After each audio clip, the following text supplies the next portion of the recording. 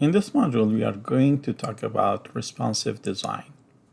Responsive design means implementing a website such that different users can see our web page appropriately and clearly on different screen sizes, including cell phones, tablets, laptops, and desktop monitors. To achieve responsive design, there are two main techniques. First, using fluid measurement, and second, applying different style sheets based on the user's screen width. Okay, let's see what they are. The first step to have a responsive web page is to add this code to the head section of our web page. Adding this line to our HTML page allows our code to detect the widths of user screens reasonably fake but in a useful way. Later, you will see the usage of this line. Okay, the first technique using flexible layout. Here in this module, I put some basic recommendations that allows you to implement flexible layouts. Let's talk about these recommendations using an example. Here I produced an example for you. In this example, we have a header, we have a menu, and we have a main section, and we have a footer. In the main section, actually, we have 3 section elements. In one of the section elements, we have some pictures which are big and they don't fit in the screen like this. Okay. The first recommendation, using fluid containers. In this technique, we wrap different elements in a container such that the content can organize differently in different situations. One of the important techniques that everywhere is used is that one of the important techniques that usually used in website is that we wrap all the content of our website, web page, in a div tag like this. And add an ID to this div tag. Then in the style sheet, we write a rule for this wrapper. Let me create the file and copy this rule into my CSS file. This is a rule with an ID selector wrapper, so it will be applied on this div tag. Let me change this to something smaller, 300 pixel.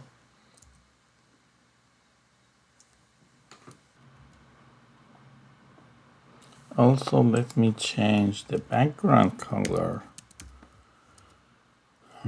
to say gray.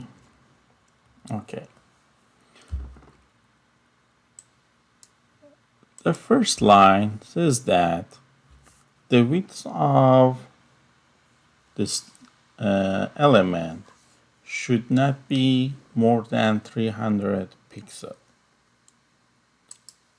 So in that way, we control the maximum width of our page, the content that we want to show to our users. It's good to set it to, for example, 1000 or 1100, something like that. It's a common value. But here, for the sake of example, I set it to 300 pixels. In line 4, we set margin to 0 and auto. 0 means no gap from top and bottom, and we should have equal gap from left and right. When you set it to auto, it means browser should automatically decide about the left and right gap. But here we see if you do that, this element should be centered horizontally in the window, but it's not. Why? Because some elements, like these pictures, are too big and they overflow the container, which is the wrapper. We will fix them later. Okay. And here, padding, actually one character, kind of one basic font character, provides a safe gap between the content and the border of the wrapper. Still, we see some gap around this wrapper, so that's actually is the padding of the body element. We set it to 0 pixel to remove that specific gap.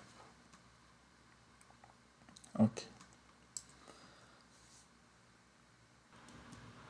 In the designs that I have in my mind, I want to have a vertical menu on narrow screens like mobile screens, and underneath of the menu I want to have the main section. In wider screens like tablets, I would like to have a horizontal menu, and underneath of it I would like to have the main section. In wide screens like desktop monitors, I want to bring the menu to the left side of the main content. So as you see, I want to play with the structure of my menu and the main area. To do this, I need to wrap them with a div element. So I wrap the menu section and the main section in a div element and assign a class for it. Let's say sub wrapper.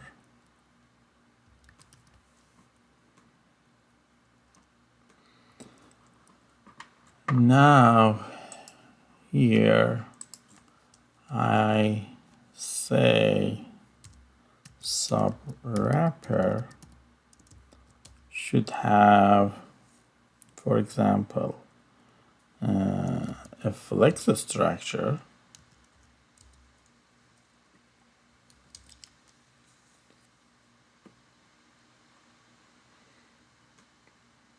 Let me set a background color for my menu area.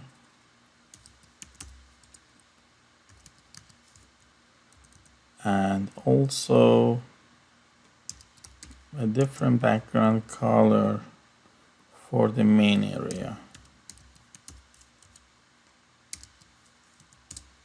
Okay. You see, with the flex, we can control how these two elements organized relative to each other. The default flex create a horizontal layout. We can change it by using flex direction. let's make it column. So in this case, elements will be underneath of each other. To start this is a good start actually. Okay, and let me remove this padding, and we can add such padding to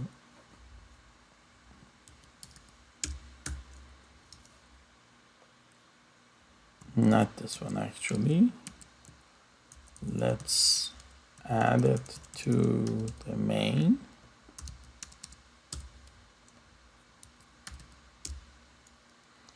And also for the header.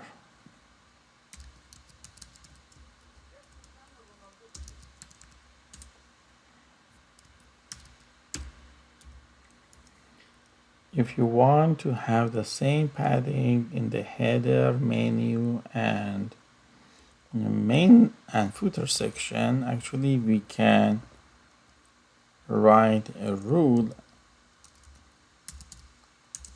with a group selector.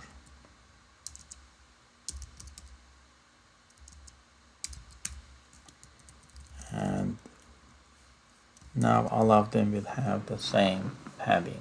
Okay, let's set the margin of the body to 0 pixel to eliminate any possible gaps between the content of my page and the window.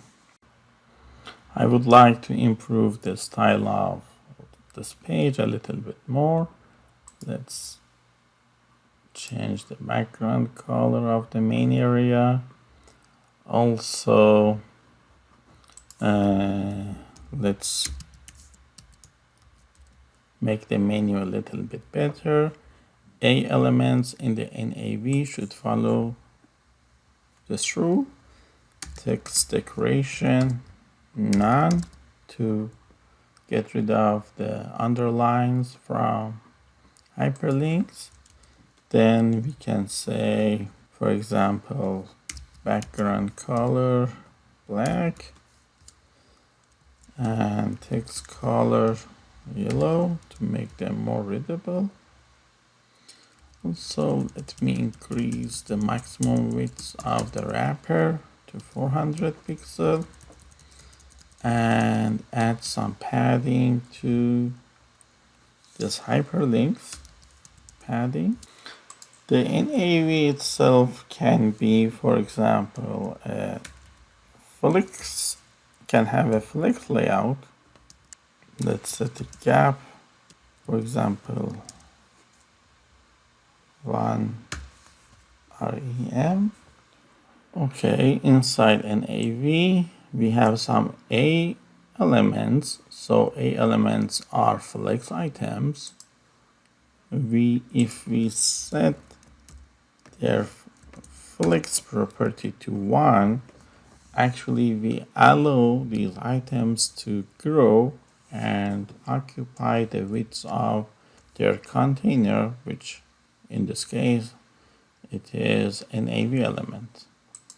Also, let me set text align to center. That's good enough for now.